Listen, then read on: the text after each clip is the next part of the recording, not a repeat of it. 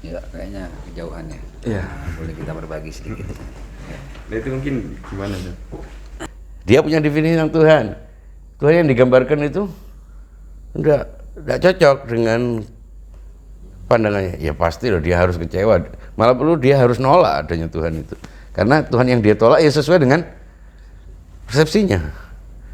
Ada agnostik. Oh kamu agnostik, bagus. Karena menurut kamu agama itu begini kan, makanya kamu jadi agnostik. Ya tepat sudah. Saya ateis. Ateis itu kenapa? Karena kamu menolak Tuhan. Iya, iya. Menolak Tuhan sesuai dengan persepsinya. Ya harus jadi ateis. Kalau Tuhan yang digambarkan begitu. Jadi sudah tepat sudah yang mau jadi ateis, jadi agnostik itu. Karena apa? Karena dia terikat, tersandra oleh definisinya sendiri. Mengapa? Karena dia tidak mau membentuk sebuah pemahaman yang sama seperti negara itu, undang-undang. Nggak bisa ada Mahkamah Konstitusi untuk menafsirkan undang-undang. Kena ya negara ya. Kayaknya dari sisi ini lebih rapi daripada mana ada Mahkamah penafsiran ayat suci. Tidak ada. Jadi problemnya apa?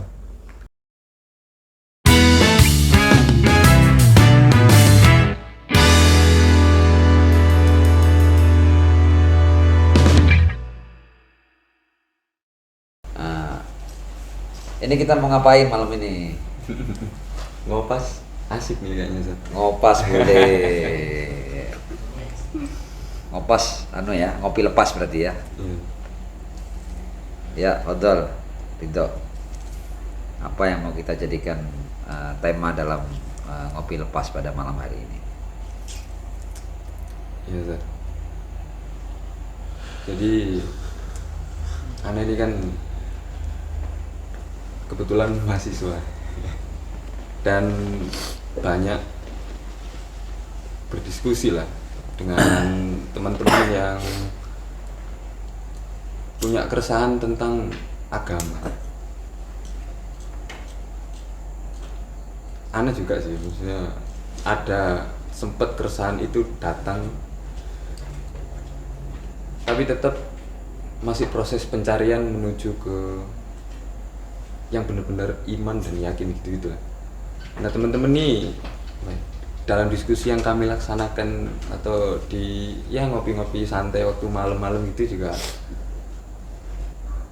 banyak kekecewaan atas peran agama, atas hadirnya agama di kehidupan kami. Mungkin masalah yang terjadi ya karena kami ini terlahir dengan agama tertentu, doktrin yang datang dari keluarga, lingkungan, banyak hal. Akhirnya karena kita bosan dengan doktrin-doktrin agama yang datang dari sekitar itu, kita merasa nggak nyaman kan, ada mungkin kebosanan mendengar ataupun membahas yang hubungannya dengan agama. Muncul kekecewaan, muncul pesimis atas adanya agama.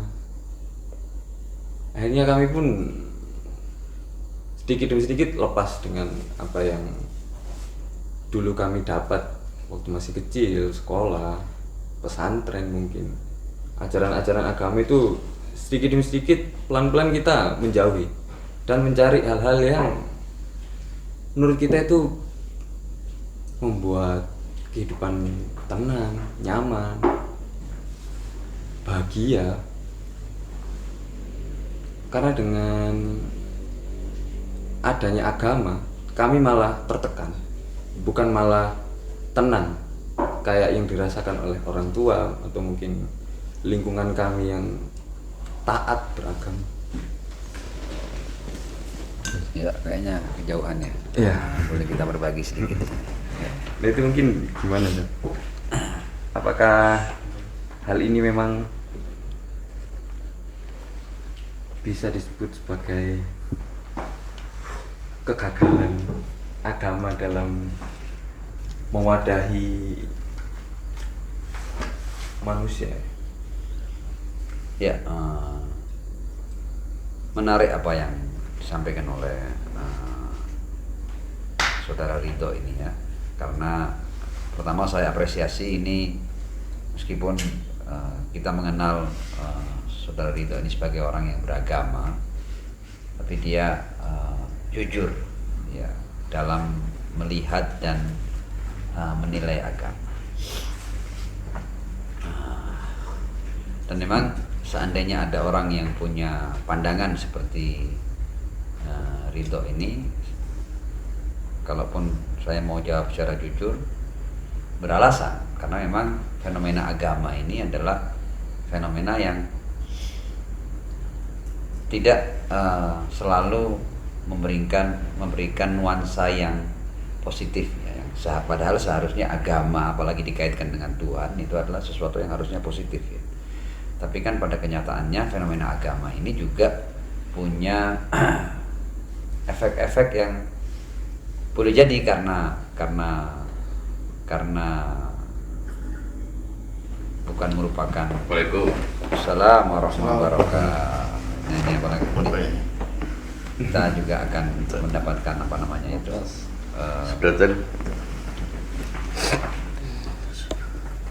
pandangan-pandangan Sotabib juga nanti ya. Tapi saya akan lanjutkan tadi ya, karena agama itu tidak berada pada tempat yang semestinya. Boleh jadi agama sudah dimanipulasi, boleh jadi agama sudah dipolitisasi, boleh jadi agama sudah ditahrif ya, dirubah ya, maka akhirnya sebenarnya agama itu sudah bukan lagi agama, tapi menjadi sesuatu yang hanya dinamakan agama atas nama agama. Makanya akhirnya ada apa namanya itu ada efek-efek yang seperti Ridho keluhkan tadi itu. Tapi sebagai jawaban saya yang nanti insya Allah mungkin akan disambung oleh Sobat bahwa sebenarnya manusia mengaitkan dirinya dengan agama itu adalah seiring dengan kepercayaan manusia kepada Tuhan. Jadi kalau manusia sudah tidak percaya kepada Tuhan, maka dia tidak akan berbicara tentang agama. Tapi begitu manusia percaya kepada Tuhan, maka manusia akan mencari ajaran Tuhan itu apa. Nah, jadi agama itu kalau boleh didefinisikan secara sederhana adalah panduan kehidupan yang datangnya dari Tuhan. Jadi kalau kita mau tempatkan agama pada tempatnya adalah agama sebuah ajaran ya, sebuah ideologi yang seluruh isinya adalah datangnya dari Tuhan. Nah, cuma pada kenyataannya ya, sesuatu yang dinisbatkan kepada Tuhan ini telah mengalami tahrif ya, sehingga ada campur tangan pemikiran manusia yang dimasukkan dalam agama. Dan dari situlah kemudian muncul keburukan-keburukan, karena akhirnya agama yang seharusnya merupakan panduan hidup yang murni dari Tuhan itu sudah terkontaminasi ya dengan pemikiran-pemikiran manusia yang boleh jadi di balik itu ada berbagai macam kepentingan, sehingga terjadi manipulasi, terjadi pembodohan dan lain sebagainya. Atau akhirnya agama itu keluar dari ajaran Tuhan, tapi tetap dinamakan sebagai ajaran Tuhan. Itu satu ya. Jadi bahwa agama itu adalah sesuatu yang datangnya dari Tuhan, dan kalau mampu terjaga kemurniannya dari Tuhan, maka pasti semuanya baik. Ketika menjadi buruk, berarti sudah ada campur tangan manusia yang membuat agama itu menjadi buruk. Itu secara umum. Mungkin setelah mau menambahkan. Pakai dulu. Apa dari Mas Ridho ini di tengah-tengah teman-teman kampusnya itu mempertanyakan agama ini sebenarnya apa sih, kok akhirnya terasanya agama ini menjadi beban, menjadi sesuatu yang manfaatnya tidak terlihat dalam kehidupan. Bahkan boleh jadi juga yang dilihat oleh Mas Ridho ini, agama ini justru karena agama ini akhirnya orang banyak berbeda pendapat, adu klaim kebenaran, kemudian menyesatkan, mengkafirkan. Akhirnya agama ini alih-alih memberikan solusi bagi kehidupan, malah agama ini menjadi sesuatu yang menciptakan berbagai macam sumber masalah, ya masalah dalam kehidupan. Nah, akhirnya pada anak-anak muda seperti Mas Rito ini ada kegamangan, ada kebingungan, sehingga mempertanyakan kembali apa sebenarnya agama itu dan apa guna daripada agama, manfaat daripada agama itu. Iya sih sebetulnya baik kita sendiri juga setiap kali bicara agama itu lebih banyak dipertentangkan daripada dijalankan, dan faktanya karena masing-masing punya pengertian tentang agama yang berbeda, sehingga dia tidak pernah berlaku menjadi sebuah sistem yang diterima secara umum gitu. Beda dengan negara ini walaupun sistemnya itu demokrasi itu berarti mengabaikan suara yang paling sedikit, tapi itu diterima. Ketika dia berlaku menjadi sistem, berarti kita juga harus menerimanya kan.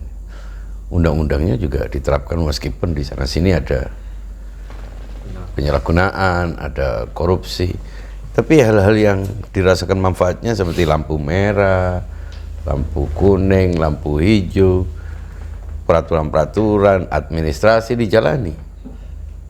Nah itu kelihatannya memang hukum negara jauh lebih efektif daripada hukum agama. Ada represi, orang dihukum nerima dia, karena dia melanggar dia ditilang, dia dapat sanksi, bahkan masuk penjara, dia menerima itu seolah-olah dia memang harus tunduk pada itu. Itu kan kelihatannya lebih efektif. Orang terikat oleh hukum negara, undang-undang, KUHP. Kalaupun dia keberatan nanti harus direvisi melalui proses-proses yang sudah ada mekanismenya untuk itu. Ada judicial review kalau terhadap basis hukumnya, undang-undangnya, atau ada amandemen kalau terhadap undang-undang. Sementara agama ini kan tidak berlaku. Kalaupun berlaku itu ya personal, karena setiap orang punya definisi tentang agama. Belum lagi agamanya itu agama apa. Nah, kita ini kan faktanya berada dalam satu masyarakat yang masing-masing punya agamanya sendiri-sendiri. Agama komunal, agama personal. Komunalnya pun berdasarkan macam-macam nama agama yang ada. Ini agamanya ini, agamanya ini. Agama ini punya aturan ini, agamanya ini punya aturan ini. Bayangkan kalau masing-masing harus menggunakan aturan agamanya untuk memperlakukan orang lain. Nggak bisa itu. Negara ya justru, kamu mau agama apapun, kamu mau kelompok manapun, ini ada undang-undang yang berlaku terhadap Anda semuanya sebagai warga negara secara rata.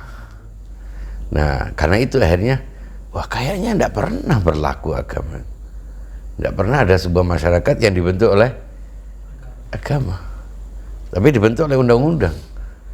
Kalau dalam negara, tapi kalau dalam antar negara ada Declaration of Human Rights, ada aturan-aturan norma-norma yang berlaku secara global, misalnya perdagangan antar negara, bilateral, unilateral, dan sebagainya. Itu sudah baku. PBB punya mekanisme ini itu yang umum gitu berlaku. Aturan jam, mengikuti Greenwich sini, nanti untuk jam ini kalau ini kode nomor teleponnya ini kayaknya jalan itu berlaku gitu. Tidak ada yang protes. Kenapa kalau Indonesia itu plus 62, kalau ini kayaknya oke saja. Nanti Indonesia bagian timur dimulai dari jam ini. Itu kan kayaknya sudah berjalan. Sementara agama ada dua masalah kan, agama personal, agama komunal. Agama komunal itu ya yang terdistribusi ke berbagai macam nama agama-agama kan. Kristen, nanti Kristen dengan pecahannya. Kristen di Indonesia itu diakui ada dua Kristen, ada Kristen Katolik, ada Kristen ada Kristen yang disebut Protestan itu kan, itu berlaku ada, sehingga orang diperlakukan Anda agama apa gitu. Islam juga begitu, Hindu, Buddha itu komunal. Tapi dalam komunitas agama itu sendiri kan ada individu-individu. Nah individu-individu itu menyikapi agamanya juga berbeda-beda. Nanti dari berbeda-beda ini ada yang perbedaan itu punya kesamaan dengan yang sama-sama punya bedanya. Berarti dia membentuk sebuah kelompok sendiri dalam sebuah intra agama, kelompok aliran, sekte, madhab, dan seterusnya. Pada akhirnya nanti yang dalam satu madhab juga punya, pada akhirnya dia juga punya persepsi personal sendiri. Ujung-ujungnya agama itu bergantung kepada persepsi personal. Kita sama-sama menganut satu agama. Apakah kemudian pemahaman kita tentang agama yang satu itu sama? Anggaplah kita satu aliran. Tapi apakah persepsi kita tentang aliran detailnya itu rata sama? Enggak, pada akhirnya setiap orang punya agamanya sendiri-sendiri. Dan karena punya agamanya sendiri-sendiri, ya enggak bisa berlaku buat orang lain. Kenapa? Ada persoalan. Pertama, kita belum punya kesepakatan tentang definisi agama. Apakah ada definisi yang berlaku bagi setiap orang, itu artinya ini agama? Kalau orang tidak tunduk pada kaidah definisi, ya dia akan punya agama sendiri, dan karena punya agama sendiri, dia mau kecewa, dia mau senang, itu tergantung definisinya. Kalau definisi agama menurut dia itu hal-hal yang tidak menyenangkan, dia harus kecewa. Sudah tidak menyenangkan kok malah senang, ya tidak mungkin lah. Dia punya definisi tentang Tuhan. Tuhan yang digambarkan itu tidak cocok dengan pandangannya. Ya pasti loh dia harus kecewa. Malah perlu dia harus nolak adanya Tuhan itu. Karena Tuhan yang dia tolak ya sesuai dengan persepsinya. Ada agnostik. Oh kamu agnostik, bagus. Karena menurut kamu agama itu begini kan, makanya kamu jadi agnostik. Ya tepat sudah. Saya ateis. Ateis itu kenapa? Karena kamu menolak Tuhan. Iya, menolak Tuhan sesuai dengan persepsinya. Ya harus jadi ateis. Kalau Tuhan yang digambarkan begitu. Jadi sudah tepat sudah yang mau jadi ateis, jadi agnostik itu. Karena apa? Karena dia terikat, tersandra oleh definisinya sendiri. Mengapa? Karena dia tidak mau membentuk sebuah pemahaman yang sama seperti negara itu, undang-undang. Tidak bisa ada mahkamah konstitusi untuk menafsirkan undang-undang. Kena ya negara ya. Kayaknya dari sisi ini lebih rapi daripada agama. Mana ada mahkamah penafsiran ayat suci. Tidak ada. Jadi problemnya apa? Problemnya itu otoritas. Negara berdiri di atas otoritas. Kita sepakat tentang otoritas dalam agama. Sehingga yang punya otoritas itulah yang menetapkan. Perkara otoritasnya itu dibangun berdasarkan pemilihan, demokrasi atau apapun. Mau kerajaan, mau apapun, yang penting di ujungnya ada otoritas. Nah, para penganut agama ini ada yang percaya kepada otoritas, ada yang tidak percaya kepada otoritas. Nah, setengah percaya, yang separuh percaya, separuh tidak percaya, sama dengan tidak berlaku otoritas. Paham nggak? Saya misalnya, sekelompok orang percaya agama ini harus punya otoritas. Nanti yang menetapkan definisi apa yang punya otoritas. Ada yang tidak percaya otoritas, atau semuanya tidak percaya otoritas, sama-sama tidak berlaku. Paham maksud saya? Bisa berlaku kalau semuanya sepakat tentang bahwa otoritas itu berdiri menjadi fondasi agama. Nah, karena ini dilewati, poin yang paling penting dalam otoritas sebagaimana negara ada otoritas. Ya masing-masing orang mau buat pengadilan sendiri terhadap orang lain, chaos terjadi. Nah, chaos itu sudah berlaku dalam fakta masyarakat agama. Kenapa? Karena tidak percaya otoritas. Karena tidak percaya otoritas, ya akhirnya membangun otoritas sendiri-sendiri. Bisa dibayangkan kayak film western kan. Anda punya tembak, punya pistol, Anda tidak setuju, tembak saja. Kalau mau duel ya keluar dari bar, terus siapa yang lebih cepat dia yang menang. Otoritas ada pada setiap orang. Nah, kita ini pada fase otoritas bar itu, Texas tahun 17-an gitu, 1700, 1800. Karena menurut saya agama itu begini, ya begini. Karena menurut agama saya itu begini, kamu salah, ya kamu saya tembak dengan sesat, dengan segala macam. Kayaknya kelihatan kredit dan agak sumber masalahnya itu tadi otoritas. Kalau kita percaya otoritas sebelum percaya agama, nah insya Allah kita punya definisi tentang agama. Tapi kalau kita lompati otoritas, sementara otoritas itu fondasi agama itu adalah percaya kepada otoritas, bukan agama otoritas itu, tapi fondasi agama. Mengapa saya sebut fondasi? Supaya tidak berbau-bau doktrin. Sebutannya usuluddin, sebutannya, tapi ya itu sudah. Kita tidak sepakat tentang otoritas. Kalaupun sepakat otoritas, dia punya definisi tentang otoritas sendiri yang tidak berlaku terhadap orang lain. Kacau dah. Itu. Jadi ada yang punya definisi rapi tentang otoritas, tapi orang lain tidak mau. Ya tetap saja tidak berlaku. Makanya lihat saja umat ini, umat Islam ini sejak Nabi bangun nggak pernah satu. Kalaupun satu itu sepakat itu kecil sekali. Di la ilaha illallah Muhammadur Rasulullah lainnya. Wah, ada yang sholat sedekap, ada yang kayak kupu-kupu, kayak dada. Untuk sholatnya saja sudah. Untuk ritualnya ini tidak ada yang sama. Samanya cuma di situ. La ilaha illallah Muhammadur Rasulullah. Lainnya penafsiran sudah. Itu faktanya begitu. Jadi kita dalam keprihatinan yang sama. Gitu.